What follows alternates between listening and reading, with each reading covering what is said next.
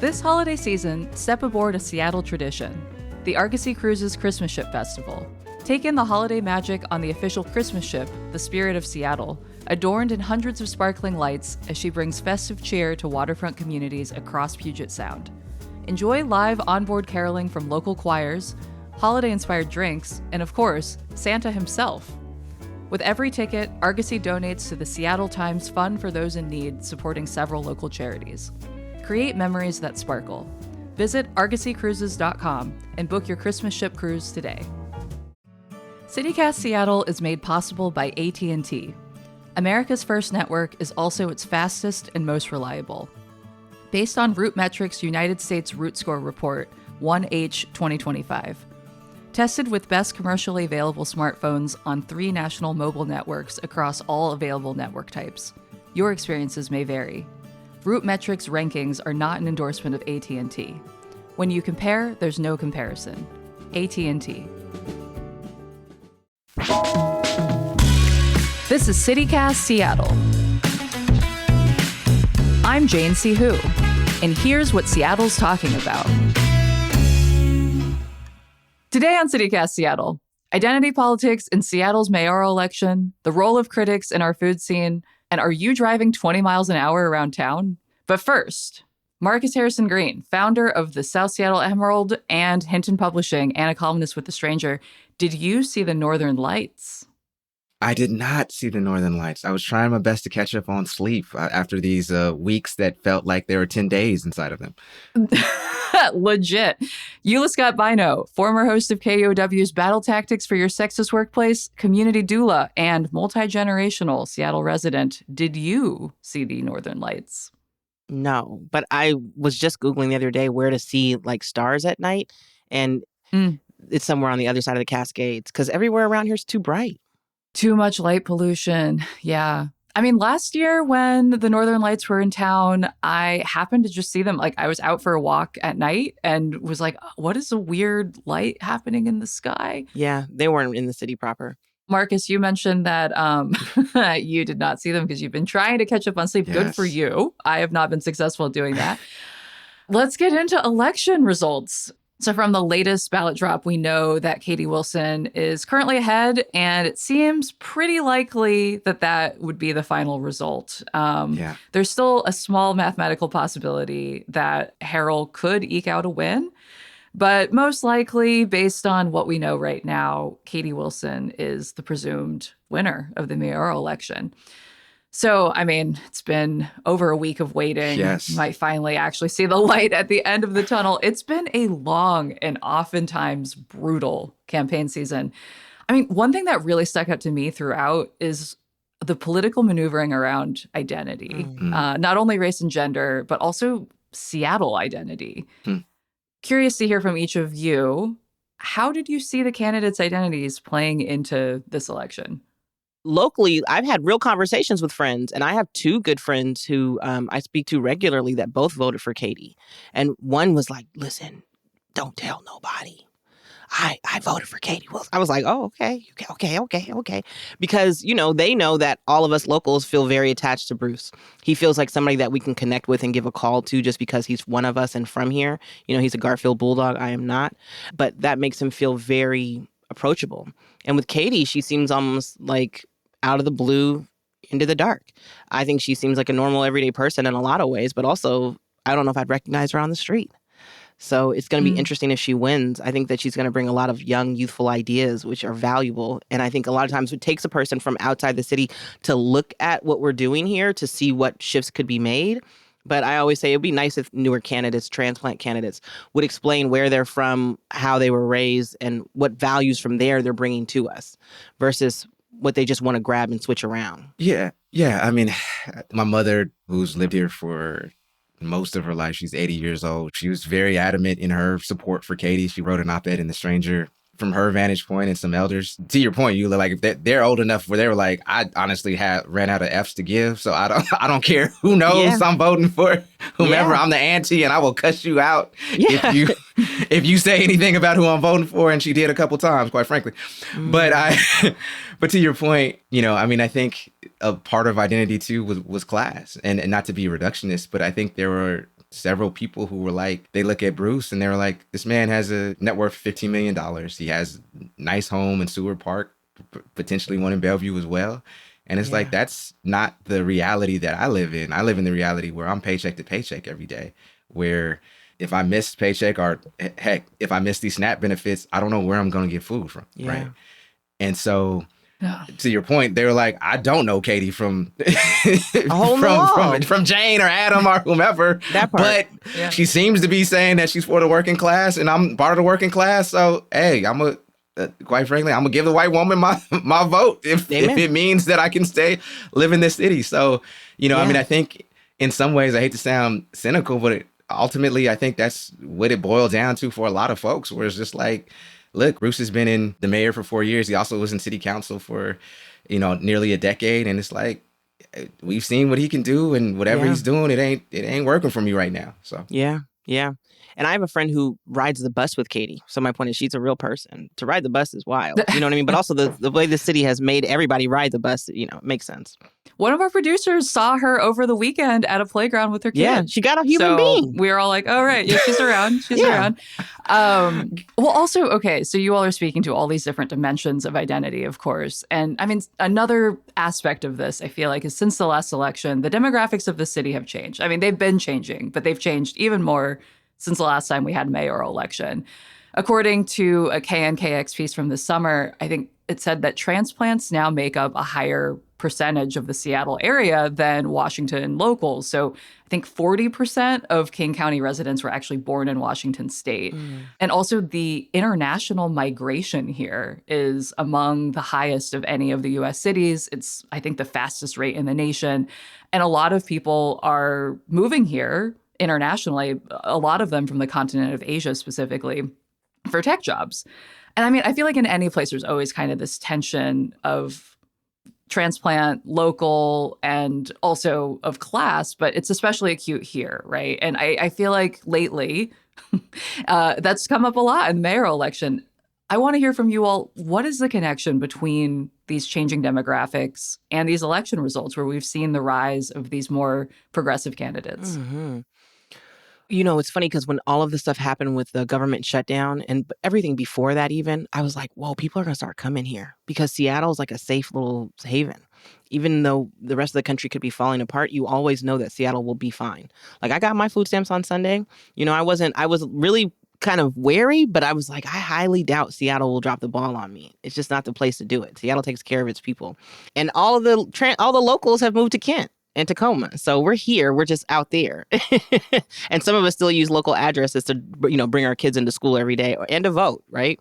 But we're around. We're just not in the city limits. It's a cost of living in this little town. Local versus transplant is a interesting mindset, too, because I think us locals like transplants. We're all from somewhere. There's not a lot of deep generations to us. We're not like 3 generations. Let me not say that. I met a 3rd generation Seattleite one time who worked at Trader Joe's. But my point is, he worked at Trader Joe's, so he wasn't balling out in his nepotism anyway. So I also think it's, with this sort of transplant argument, it's also, we have to view as like what type of transplants are coming in here, right? I mean, there are a lot of folks, from the tech community who have come in here who have higher salaries than most, who have risen up these property values and so forth.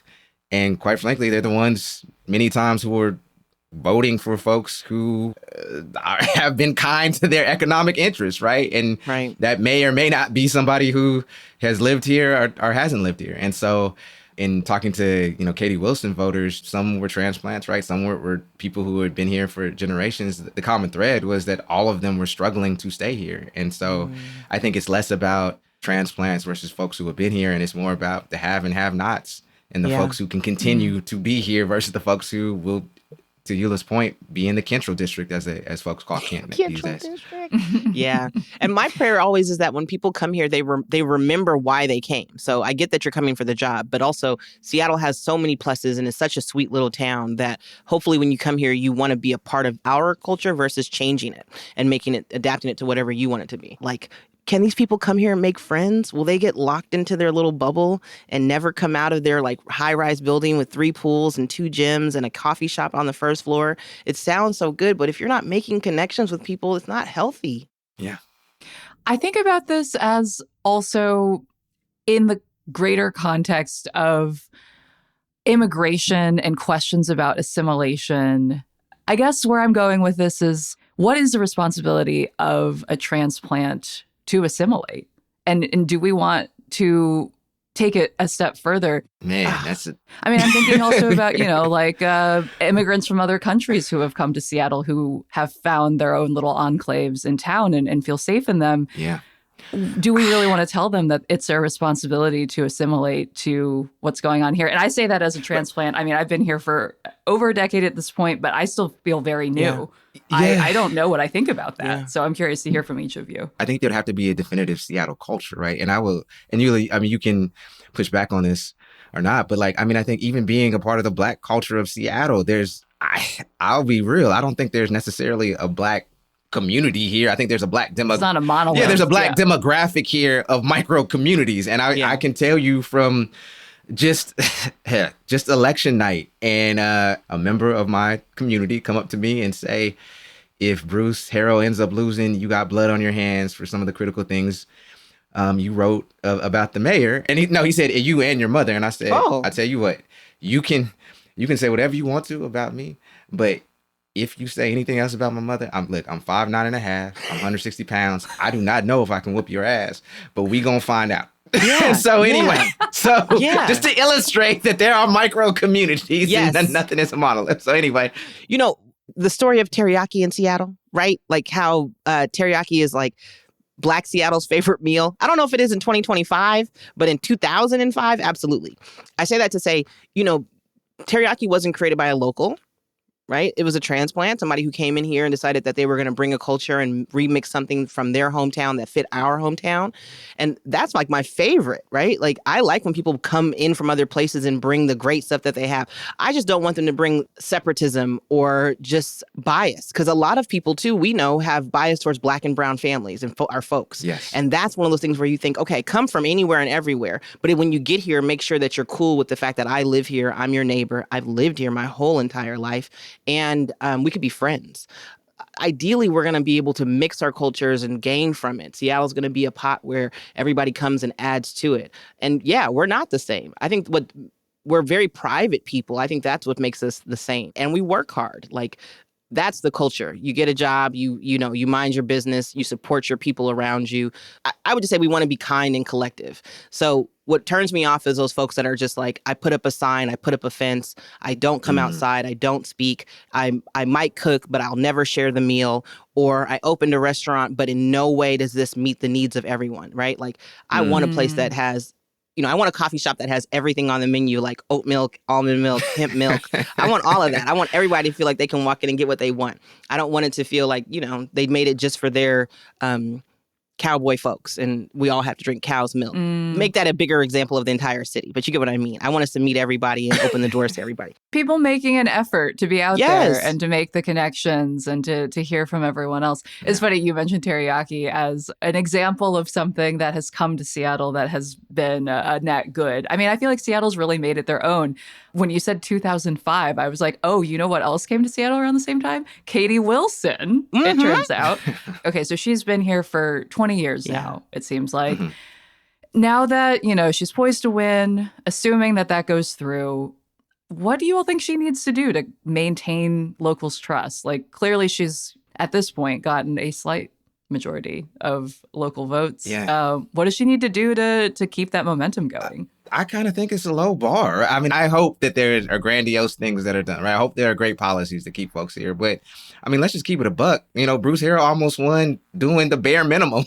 I mean, I can't point to something. I just can't point to something where it's like, dang, that was just like a rousing success, or that was a rousing policy that we should scale up, at other cities, right? I mean, we're in the middle of election season, right? So obviously everybody's attuned to it. But ultimately, if over the 4 years, the streets are slightly cleaner, more folks have stayed here than left, I kind of think she'll be okay, quite frankly. Yeah.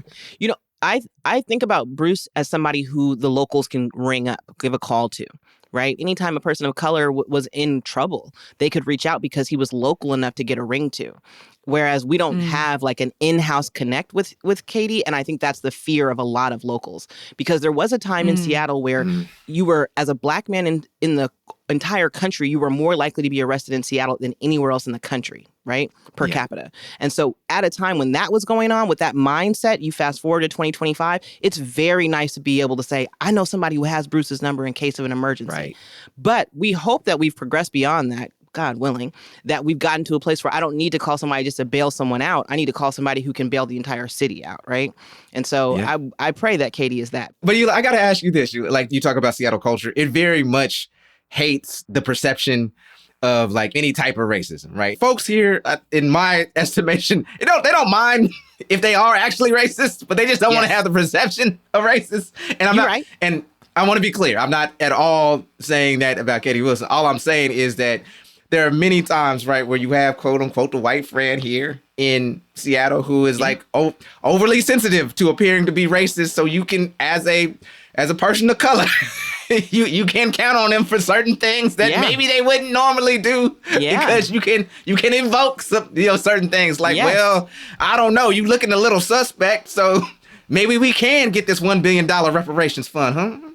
I don't know. Anyway. It would be so nice if we could. You're saying if we could guilt Katie into some care, that's what I'm saying. White guilter. That's what I'm saying. What is that woman's name that does all the white guilt up here? Robin D'Angelo. Thank you. Let Robin call her up and hang out with her for the afternoon. That would be fantastic. Go over the layers, do her genealogy, find out how many slaves her people owned, if they owned any at all, or if they just migrated afterwards. They might have just migrated afterwards and became white in the last 100 years, right? Because whiteness, as I teach my son, whiteness is not a color; it is a culture. So, what I would say is, I don't know if Katie is white. That's what I would actually say. I would say, as a culture, I have no idea how she moves about in her community. Does she babysit other people every once in a while, right? Because if you've never babysat one of your kids' friends, you're white.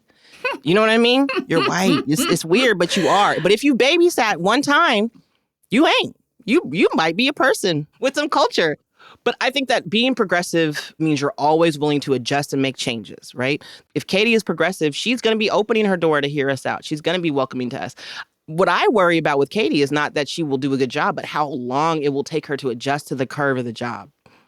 Right. You know, because there's not a lot of time before another election starts for you to implement all the things you want to do. So I pray that she has enough time to grasp the role. My hope is just like that whomever she's hiring for her transition team, there are folks who have been here before. They know how to implement policy. They aren't just idea people, but actually know how to get the sausages made. And I'll say this about Katie's character. She really is a nice person. Yeah. When my mom endorsed her, Katie called my mom on the phone and was like, Mrs. Green, I just want to say thank you so much. I hope we can get some coffee after this, just as a real human being. Yeah. And so I hope, for real, that for chief of staff or deputy mayor, whatever, she gets a killer in there who is just like, nah, we don't need to do this right now, or no, you don't need to talk to the mayor. Rahm Emanuel to her Obama, if you will. I mean, this is a crucial time in the city's history, particularly with the federal government doing what it's doing right now. It's like we don't have time to be fractured at this point. So, like, look, hey, whoever you was riding for, let's ride for Seattle together. Come on. Yeah. Come on. Yeah. I have heard from folks that feel cynical about everything right now. Like, this is not the time for hope. But I got to admit, like, I feel a little hopeful. Like, I truly feel hopeful that Seattle will come together in this moment. Yeah. And that our new mayor, once it's official, will do what they need to. I do too. To make this a better place. But I'm sure there will be much to say in coming days. Let's take a quick break.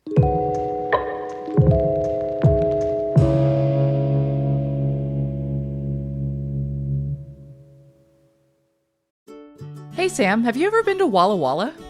You know, Jane, I haven't been in a really long time. Like, when was the last time you were there? I think I went in college. I went to go rock climbing, and I remember finding out about the Walla Walla sweet onions. Ooh. Well, I think you should go back. You could enjoy the holiday in this cozy and charming small town, and it's located in the heart of the Pacific Northwest in southeastern Washington state, just a 4-hour drive away from Seattle. It has a walkable, historic, and adorable downtown, and the Walla Walla Valley is home to more than 130 wineries with great food and wine. So you get a little snack, get a little drink. That sounds great. Time slows down in Walla Walla, and that's the point. You can experience a vibrant and relaxing getaway, move at your own pace, and do as much or as little as you want. How does that sound, Sam? I mean, that sounds like exactly what I need to do this winter. Yeah, good way to survive the big dark as well. Truly. Go to wallawalla.org to plan your visit today. Have you all ever been to Canlis? No, who can afford Canlis? Marcus. I was so reticent to talk about this today because Friday I will be there to marry two of my friends. I'm a Universal Life Church minister. So wow. They are having their wedding there. Yeah, I have some mixed feelings about that place, shall we say. Okay. Well, let's get into that. I wanted to talk about this because recently, Seattle Times food writer Bethany Jean Clement wrote this review of Canlis saying it's, quote, not quite what it used to be. I feel like for years, people always looked to Canlis as the peak of Seattle dining, right? Like it's got an amazing view. It's got amazing service. You got to have the salad. Mm-hmm. It's a special event place. Like it's where you go to celebrate something big. So in her review, she said the service and the food left room for improvement. She had a great time in the lounge, which doesn't require reservation and is more affordable. I personally have not been there, but it made me excited to maybe try the lounge part of things because $180 for a meal is a bit steep. Yeah. But I'm curious, did you all see that review and what did you think? I checked it out. I mean, it sounds like they have to beat themselves. You know what I mean? Like when you've been at the top of the top of the game for so long, it seems like it's a challenge. They talked, the article talked about how they were looking for a new chef and did a global search and then ended up landing on a sous chef that was in-house, which is a big deal because he's the first local. So on the one hand, whoop for locals, right? Fantastic. On the other hand, how hard would it be to take over somewhere that everybody thinks is the number one place in the world and maybe one of the only few places you've ever worked or you haven't even been around the world? Maybe he needs more experience. I don't know what a $180 plate tastes like. So I couldn't give you a scale of like, this is delicious. Oh my God. In my head, I was like, it would have to be like completely infused. Everything would have to be infused. I'd have to come out of there like on all of the intoxicants. And I don't even do a lot of drugs, but my point is I would have to be high off of shrooms. Yeah, they got to put some shrooms in the food and for you. Some alcohol. Yeah. Like I'd have to be like, wow. I would want it to feel like I left a doctor's appointment. Like I was that high coming out of there. Transformative experience. Yes. Because if it's just cucumber, I do have that at the house. Right. I mean, I still can't afford expensive champagne, but back in the day when people were like, "Oh, Dom Perignon," I was like, "Is it diamonds in my mouth when I, when I drink it?" That would is this worth it? Right. Yeah. That would have to be what it is for me at Canlis, because otherwise, I think I can only afford the complimentary bread there. I can report back on Friday though, once since there is a full spread. Yeah, let us know. But I guess to your original question though, like I mean, it isn't as if Canlis is a place that is struggling and needs a positive, review as a mom and pop restaurant in South Seattle or elsewhere. So if you are asking somebody to spend $180 on a meal, then you have a duty as a reviewer to just be honest about that. Yes. It seemed like a lot of people disagreed with that. Like a lot of people criticized Clement for essentially not being nicer. And for me, it's brought up the question of like, what is the role of a restaurant critic right now, especially where restaurants are struggling? I mean, maybe not Canlis specifically, right. But what is the role of a critic in town, especially a food critic? To be honest. I think that the goal is to be honest. She talks, though, about a vegetarian dish being so bad that it's like punishment for vegetarians, which I'm like, that sounds terrible. But I will go to the lounge with you, Jane. I'd love to. The other thing I was going to say, too, is when it comes to views in Seattle, I totally respect and understand how people end up at spaces for that. But there are free parks with just as pretty views. If you're not from here and you're looking, how do I get the Canlis experience without that? You can take a Lunchable to a park right over, Queen Anne and get the exact same view. Yeah. Take a Lunchable to Cary Park. That is what I will be doing. Oh, you're fine. On the next nice day in Seattle, we're going to catch like every CityCast listener with a Lunchable at the spot that you just described. So sometime in February. Yes. Yes. Right, months from now. Yeah. And I just got to say, if dude is listening, I will be there Friday. The food is free because it's all catered and I'm loading up on plates. So it better be good because I definitely will say something about it on a reel or TikTok anyway. Well, we're sending Marcus and Marcus will report back. I definitely will. I will say that In looking at the discourse around this, the conversation, the chef's response I thought was very classy. He was like, that review stung, but we're listening and we're going to keep trying to improve.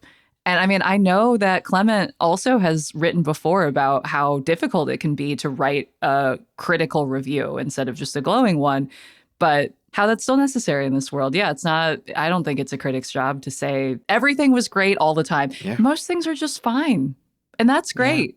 Like, even if we're just drawing attention to the fact that it exists, maybe that's a little boost. Oh, yeah. For that particular business. There are a lot of people in this town who spend $180 casually. I mean, they're not going to stop going. Yeah.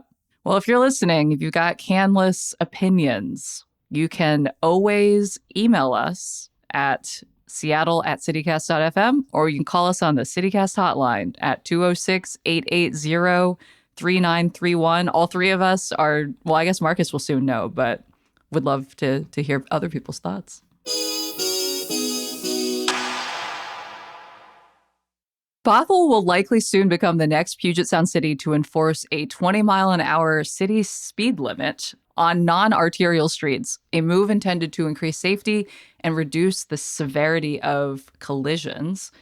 My first thought was, wouldn't that be nice to have in Seattle? And it turns out, actually, we have had a residential street speed limit of 20 miles an hour since, I think, 2016. Mm-hmm. Yeah. And according to the City of Seattle's transportation website, more than 90% of arterial streets have a 25-mile-an-hour speed limit. This was news to me. Are you all going 20 miles an hour? Yeah, I live in the heart of the city. I live in the CD. And so I am going 20 to 25 miles an hour, but I'm also going very few places. Like, I'm 6 blocks from TCC. I'm 3 blocks from Safeway. I maybe go a mile to get my kids to school. So... Okay, but I was in the CD earlier this week, and people are not doing 20 on MLK. Nah. But it's a 1-lane road. That's what's the trip now, is that like MLK and 23rd are both 1-lane roads. So it's hard to get speeding. The very local will take the turning lane all the way from the UW to the south end. Yes. But, and that's trifling, y'all. And if you see me doing it, just ignore me. But because I'm only going 1 block to 2 max, right? Yeah.